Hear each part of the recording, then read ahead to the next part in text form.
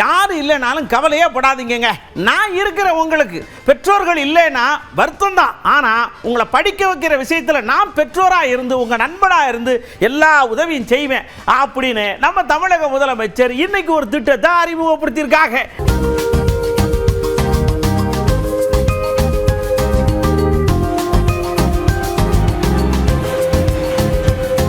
அடிப்படைய பதவி அல்ல, பொறுப்பு தான். அதிகாரம் என்பது சாமானியனுக்காக போராடுவது. இன்னைக்கு தாய் மாணவர் திட்டத்தோட ஒரு பகுதியா இந்த அன்பு கரங்கள் திட்டத்தை தொடங்கி வச்சிருக்கிறோம். இதனால 6082 குழந்தைகளுக்கு மாதந்தோறும் 2000 ரூபாய் வழங்க போறோம். இது என்ன வாக்கரசியல் பண்றதா? காலையில பள்ளிக்கு பசியோட வர குழந்தையோட வேதனையை பார்த்தேன்.